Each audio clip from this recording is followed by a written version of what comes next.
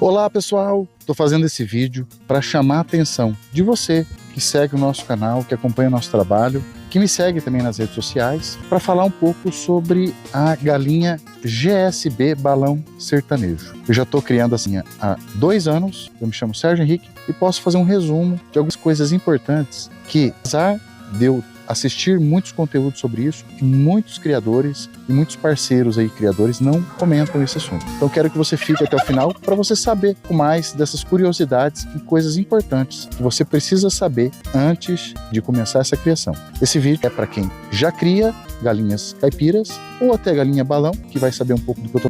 E para você que tem um sonho de começar galinhas também. E às vezes segue o nosso canal e querendo saber alguns detalhes, algumas coisas importantes, coisas que o pessoal não fala para você. Então quero que você fique, acompanhe esse vídeo até o final, comenta o que você está achando sobre as galinhas, comenta a cidade que você está falando, deixa seu like, depois eu vou responder para você as suas perguntas, beleza? Então vamos começar, pessoal, falando um pouquinho por que eu comecei a criar a galinha balão sertanejo. E no correr do vídeo eu vou falando curiosidades importantes e coisas que precisa saber antes de começar a galinha balão ou comprar os seus primeiros exemplares. Combinado? Então vamos lá para as coisas mais importantes. Pessoal, faço esse tipo de vendas de chácaras e sítios aqui na região do norte do Paraná, na região da cidade das Colinas, né?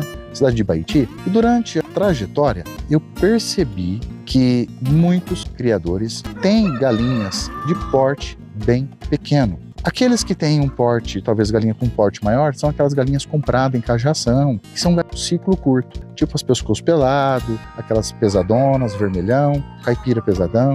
E são galinhas que têm um ciclo curto. São galinhas que foram feitas para engordar rapidamente e o proprietário já abate rapidamente. Não são galinhas que têm longevidade.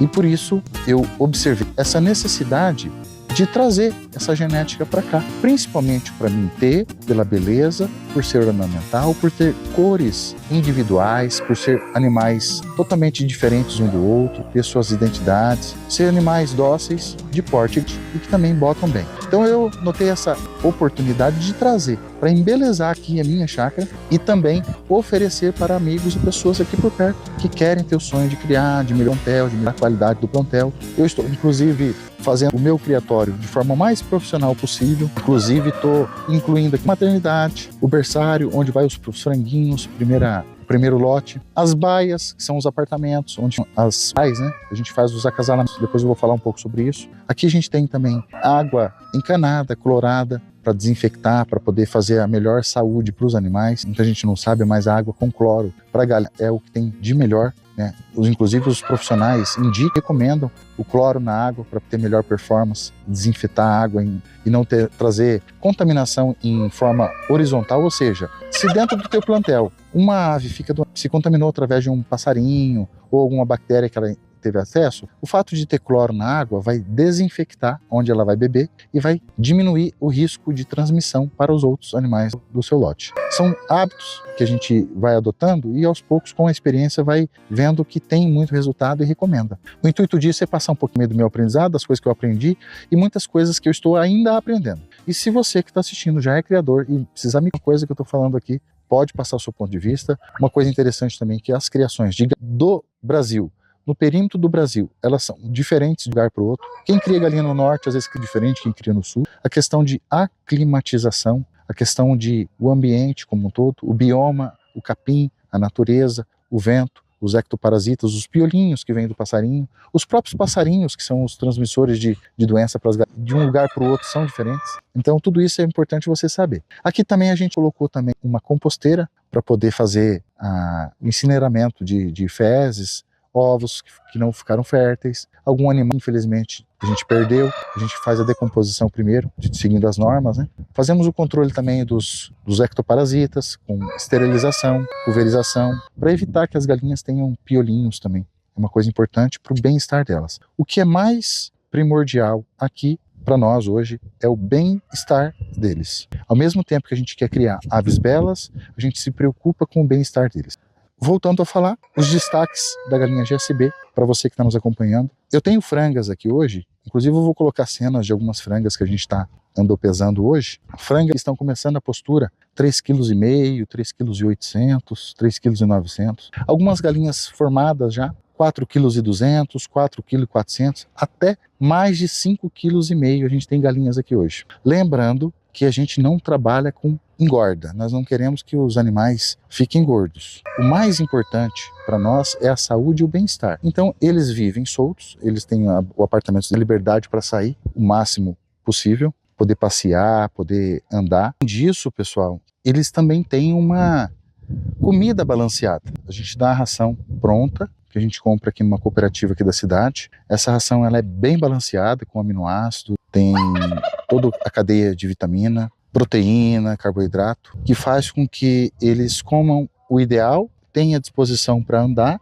e com isso fica com um corpo mais slim, né? O fitness. A gente também inclui, né, uma coisa que a gente aprendeu aqui, já fica um destaque para você que vai sacriar. Começou a introduzir a partir dos 30 dias o quirelão grosso, uma certa proporção aí de 3:1, quando forma 30 dias. Depois a gente vai diminuindo com 2 meses, 2:1 e até ficar pré-postura ali. A gente sempre coloca um quirelão grosso na ração da GSB. A galinha de GSB, ela é uma galinha de grande porte. Lá na Bahia, eles tratam muito com milho. E aqui, se você for dar a ração rica em proteína, elas ficam magras, ficam mais leves.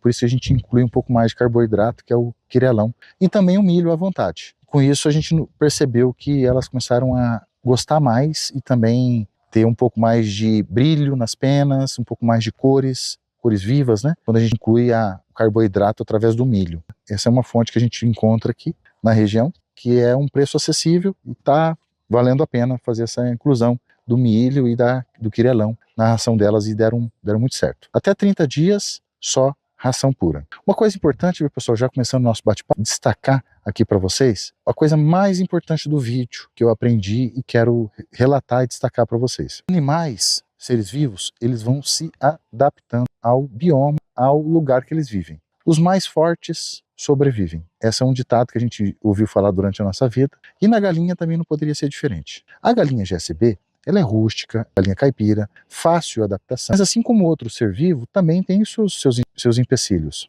E o que acontece? A linhagem da galinha GSB foi desenvolvida e foi selecionada lá em Baixa Grande, na Bahia, durante 70, 80 anos, segundo os especialistas, os criadores. E o que aconteceu? Lá, ela foi acostumando com aquele bioma, com aquele capim, com aquela terra, com aqueles ectoparasitas, com aqueles passarinhos, com aquelas doenças, e desenvolveram uma imunidade muito resistente, ser criada de qualquer jeito lá. Quando os criadores começam a esparramar essa raça pelo Brasil, os indivíduos estão passando por um processo de adaptação ao novo bioma, um processo de adaptação ao novo local que eles estão vivendo. Por exemplo, aqui no sul é um pouco mais frio, é um pouco mais fresco, é uma região mais alta, tem um capim diferente, tem passarinhos diferentes, a água num pH diferente, o vento é diferente, os ectoparasitas, que são os piolinhos que incomodam as galinhas, eles têm uma linhagem, uma morfologia diferente. Então isso tudo impacta a adaptação das galinhas. Então muita gente em GSB e trazer lá da Bahia, os indivíduos, e no passar da adaptação, alguns indivíduos foram ficando doentes, foram perdendo indivíduos, e através disso foram desanimando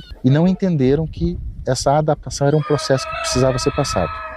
Eu, por exemplo, quando eu comprei as primeiras matrizes, eu comprei 26 matrizes. No primeiro ano, 11 morreram. Os pintinhos dessas matrizes, de 100, por mais que aqui fica sempre limpinho, com água bem tratada, com ração ideal, uma grande parte ficaram doentes assim que eles tiveram contato com a terra. E eu não entendia o porquê, se era terra, se era vento, se era frio, enfim. Mas eu percebi que os mais fortes foram sobrevivendo. Eu já estou na quarta geração, os filhos dessas primeiras linhagens foram gerando filhos mais adaptados, que foram gerando filhos mais adaptados, e hoje eu já estou na quarta geração aqui, praticamente já estão imunes às doenças locais, a nível que raramente um ou outro fica doente. Mas toda vez que você vai transportar uma ave de uma região para outra, como qualquer outro tipo de animal, gado, se você que está assistindo nós entende de gado, por perceber, você traz gado de um estado para o outro, aquele processo de adaptação ao novo capim, ao novo pasto, à nova água, deixa muitos deles doentes. Isso é um que você precisa saber. Então, para quem não querer criar agora, se tiver a oportunidade de estar alguém mais perto, criador, pegar aves já mais adaptadas,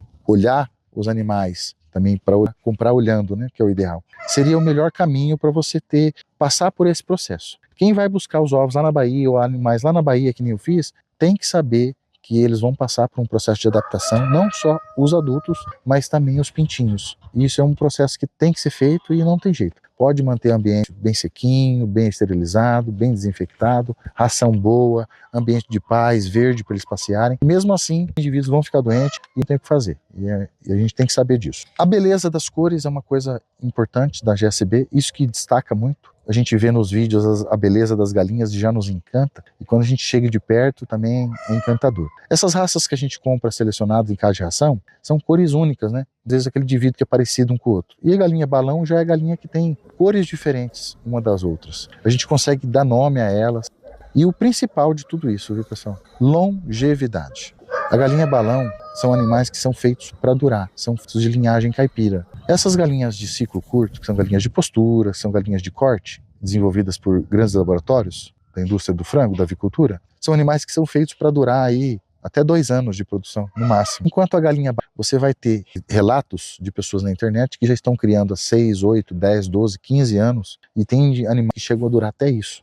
Assiste muitos vídeos e o pessoal fala muito nisso. E para você ter animais que têm longevidade, que são animais que vão durar bastante, que vão ter essa rusticidez, que você vai poder ter esse carinho mais especial por eles, precisa buscar alguns fatores interessantes, até na genética, no modo de criar. Alguns criadores hoje, eles fazem um sistema de consanguinidade. Eles cruzam o pai com a filha ou o vô com a neta para poder fazer apuramento de raça de sangue. Frisar aquelas que são belezas, são características de beleza, de tamanho, de porte. E ao mesmo tempo com a mãe, né? Mãe com filho e vó com neto. Fazem esse tipo de cruza e vão fazendo consanguinidade, vão fazendo. Ao mesmo tempo que essa característica genética traz e fixa algumas características bonitas, eles trazem alguns abalos também na imunidade. Então a gente percebe que muitos criadores famosos, eu já visitei alguns, têm animais com as pernas mais fracas, com as penas desencaixadas, animais que uns 6 meses estão dando 4, 5 quilos, 6 quilos, mas que 1 ano e pouco já não está levantando mais e não estão tendo equilíbrio das galinhas. Frisando esse tipo de comportamento,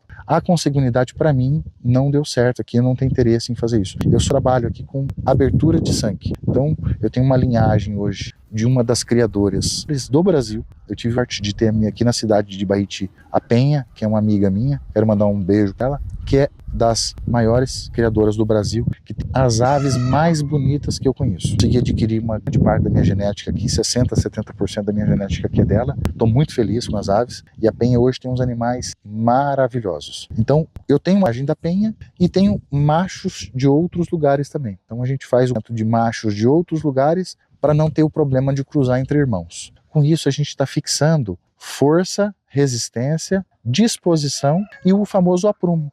O aprumo, viu pessoal, para quem não sabe, são os distanciamentos das pernas dos indivíduos e o fortalecimento das pernas e das penas, para fazer com que menos indivíduos tenham as pernas fracas e as penas desencaixadas, tendo também mais imunidade, mais adaptação no ambiente. Quanto mais abertura de sangue, quanto mais distante os machos vêm um de um do outro, mais destaques, mais surpresas de cores a gente tem. E é uma coisa interessante, uma coisa que eu aprendi e que eu recomendo para você que está assistindo a gente, tiver alguma coisa da tua opinião para falar sobre isso. Muitos criadores podem teimar comigo, eu não sou nenhum médico, nenhum veterinário para estar falando assim sobre consanguinidade com força, mas se algum estiver aí assistindo pode me corrigir. Mas eu percebi que a consanguinidade para mim aqui não é interessante. O que os resultados que os criadores estão tendo com isso, que é uma característica de tamanho, de beleza, numa primeira boa impressão, mas a fibra, a força híbrida, né? Acho que é um termo também científico, só usa a força híbrida. É o fator de você cruzar animais de raças diferentes e poder fazer com que fique ainda mais forte. Assim como o cavalo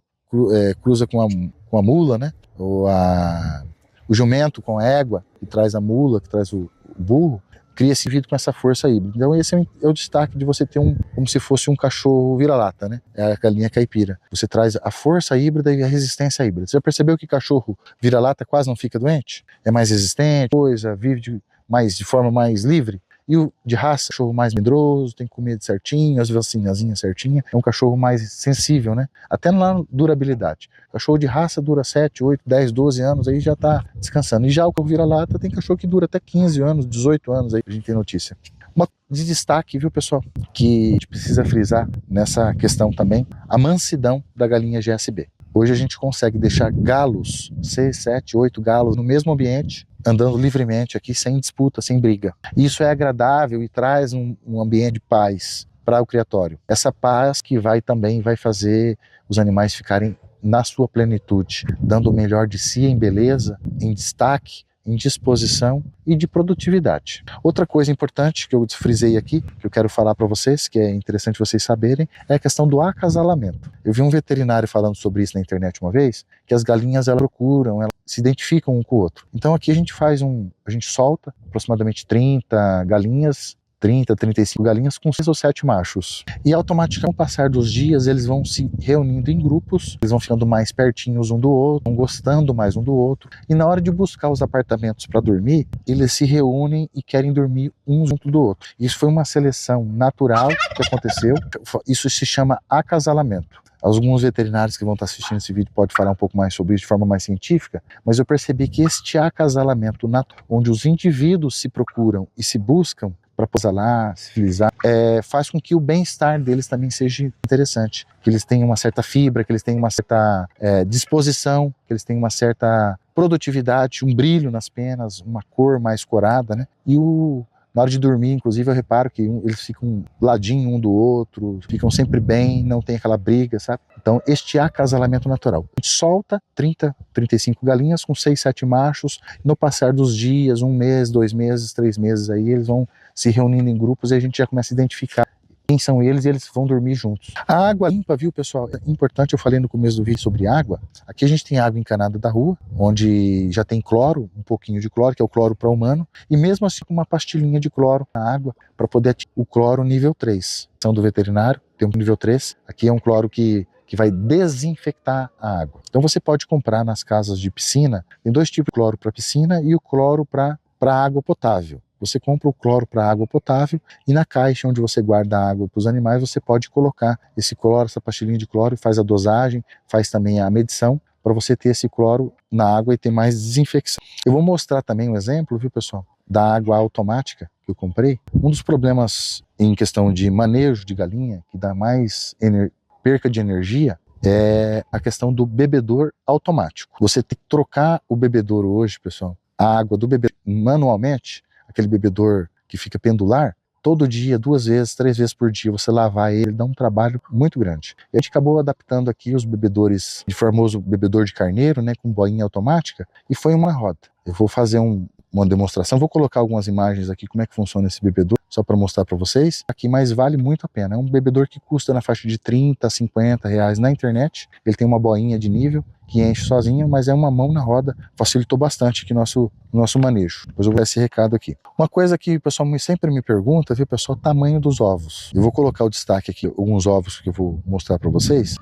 É o ovo de galinha e os marronzinhos são ovos que eu colhi hoje das frangas. Você vê que os ovos, eles não têm muita diferença de tamanho, às vezes o branco, às vezes é até maior. Eu tenho linhagens aqui que botam ovos maiores e tenho linhagens aqui que botam ovos menores. Algum veterinário, algum criador aí depois vai me destacar, vai falar sobre isso aí no vídeo também, mas tem aquele mistério que o pessoal fala que toda galinha balão bota ovo gigante, que bota ovo grande, e não é bem assim, viu, pessoal? A Penha, por exemplo, que é minha amiga, que é um destaque hoje no Brasil, depois vocês seguem ela lá no YouTube, Criatório Ibaiti, Paraná, as dela, assim como as minhas também, não bota aqueles ovos gigantão, né? Eu tenho algumas linhagens aqui que botam os ovos grandes, que tem aí parcigema dupla, mas a maioria é médio, e aqueles bichinhos dos ovos médios dão as maiores aves. Muitas galinhas enormes aqui, de frangas, estão começando a botar agora, botam ovos aí que não são tão grandes, mas os filhos dão animais assim gigantes. Então, eu não sei você que é criador em outra região, eu tenho linhagens aqui de criadores aqui de uns 10 ou 12 criadores do Brasil, consigo já ter desse parecer para vocês. E os tamanhos dos ovos não é aquele gigantismo que muita gente na cabeça imaginando porque as galinhas são grandes. Lógico que são maiores que galinhas caipira comum, né?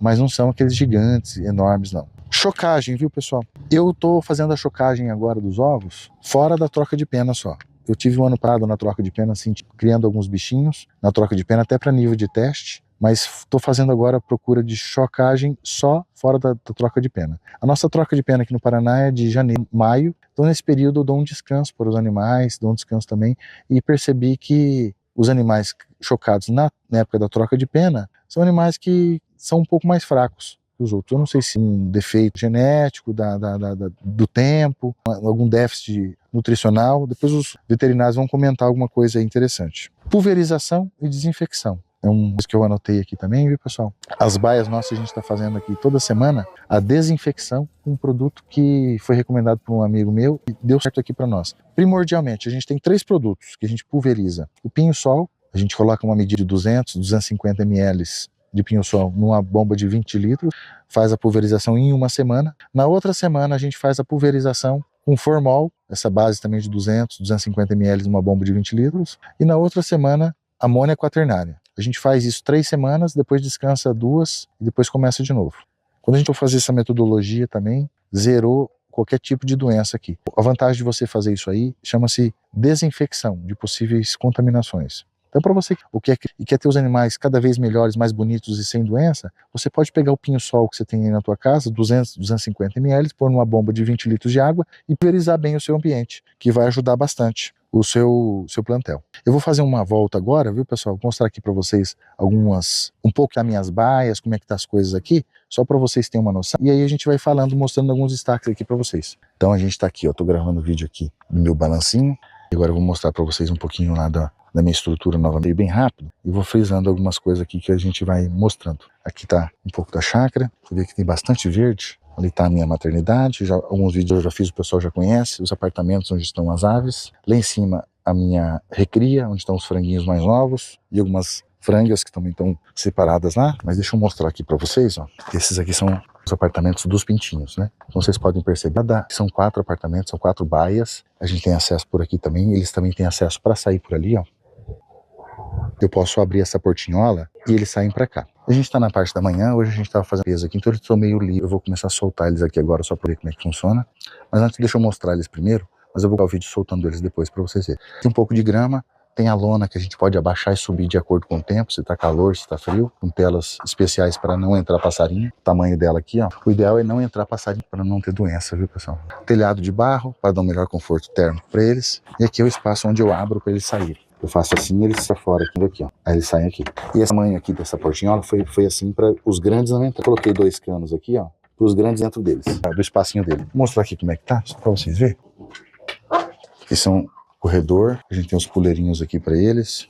A comida como é que é aqui, ó. Comedor sempre de cano, é bem sequinha, bem soltinha. Uma coisa que a gente tem feito aqui é areia no chão, para melhorar a desinfecção também. A gente tentou trabalhar com pó de serra, né, cipilho, mas não deu certo. O cipilho, ele cria fungos, né? E aí a gente está trabalhando agora areia no chão. Os animais gostaram mais. São alguns foguinhos aqui de 60, 90 dias. E aqui aquele sistema de água que eu falei para vocês, ó. A caixa tá aqui, a gente pode pôr. E aí a gente faz assim, ó. Aqui tem um ralinho aqui embaixo, onde a água vaza. Pode tirar essa água aqui, solta aqui, ó. Solta o ralinho aqui, a água vai por baixo, já sai direto no cano lá fora e ela enche sozinha de novo.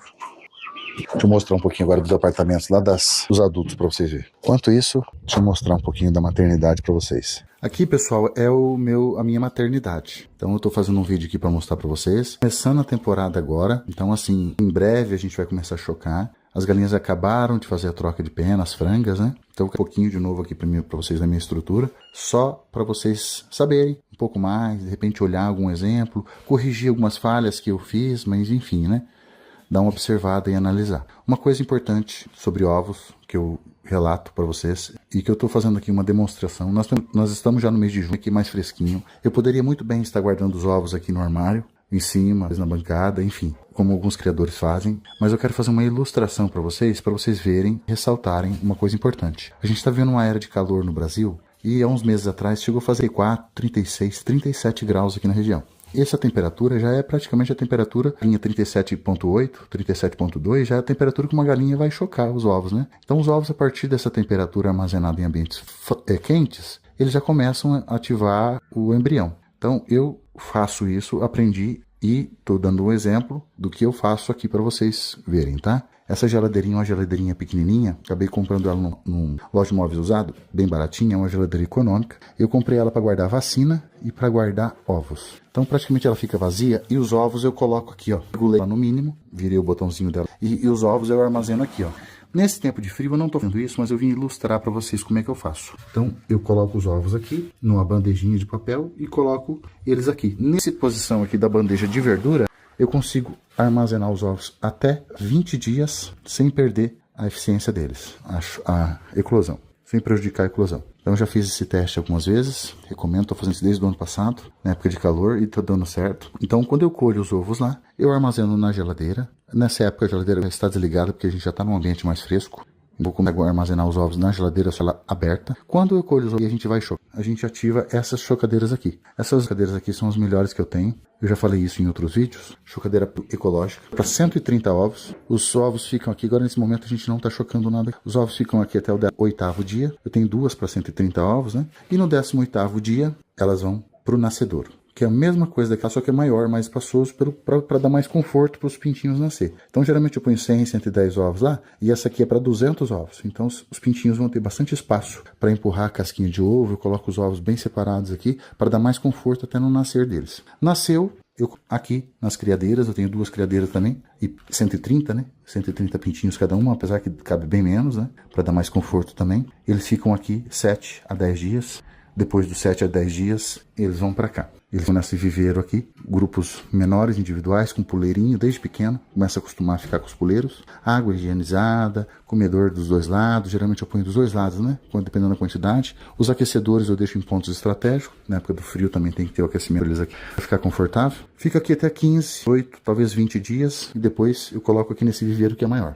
Esse viveiro aqui eu fiz com material aproveitável, de alumínio, de box, de banheiro. E esse aqui é tipo um de plástico vazado. Comprei na internet isso aqui também, achei interessante. As fezes deles caem para baixo, fica fácil de limpar. Nesse momento aqui a gente está sem pintinho aqui, mas só para vocês verem, cerâmica dos lados. E aqui embaixo a gente colocou uma gaveta para facilitar colher as fezes deles também. Gosto de deixar ressaltado, viu, pessoal? Infelizmente, essas chocadeiras assim de caixote, eu não levei sorte, já tive amigos também que falaram a mesma coisa. Essas chocadeiras de caixote assim, ó, de madeira e tal, primeira chocada 30, 35%, depois cai para 15, 20, 15, 20 e vai mantendo isso aí. Não me adaptei com essas chocadeiras aqui, não sei se é por causa da minha região, mas dessas de caixote aqui de madeira eu já doei umas para quem fez questão de levar, mas eu preferia nem dar, a minha vontade é de jogar fora. Inclusive uma dessas aqui eu prometi para uma pessoa que eu vou dar de presente, ele fez questão de levar, eu vou dar de presente para ele, mas a minha intenção é de nunca mais comprar essas de caixote de madeira assim. Eu acertei que deu certo aqui. Mas aqui para minha região, essas assim de plástico. O armário, onde guarda as coisinhas, medicamentos, né? Alguma coisa de cura, né? Vitaminas, vermífugo, álcool em gel, desinfetantes. Aqui tem um pouquinho de spray de curativo, cloro, vitamina, medicamento para piolinhos também das aves. Um armarinho que a gente guarda um pouco das coisas. E a ração a gente coloca assim, colocando no armazém aqui, a gente não tem problema com roedores, nada. Então fica sempre bem higienizado, dando o máximo de limpeza, né? A gente já viu a maternidade, vamos continuar aqui. Essa aqui é a horta que eu tinha, viu, pessoal? Já falei no outro vídeo. A horta que eu tinha aqui pra fazer horta de casa mesmo. Como a gente não tá comendo muita horta, tem essa até comprar para beneficiar os produtores, de plantar, de ter que colher, ter que cuidar. A gente já está plantando algumas ervas aqui, medicinais. Arruda, melissa cidreira, a penicilina, alecrim, hortelã, plantando algumas coisas aqui, inclusive pimentas, para fazer com que fique aqui uma farmácia à disposição das galinhas. Então estou formando principalmente melissas cidreiras, hortelãs, orégano, pimentas, arruda, alecrim. Estou plantando algumas ervas aqui para poder, assim que eu deixo aberto, elas entram e comem à vontade, se automedica, né? Vou mostrar um pouquinho das baias aqui para vocês. Pessoal, a gente está fazendo, além do puleiro lá dentro, a gente colocou um puleiro aqui fora também, para melhorar o bem-estar deles. Vou deixar eles dar uma saidinha agora, mas esse puleiro aqui está melhorando o bem-estar deles, tá, pessoal? É um puleiro que a gente fez aqui para, quando eles ficam presos aqui, eles têm a possibilidade de dormir tanto aqui fora, né? Olha o milho como é que é, ó. E aqui a ração.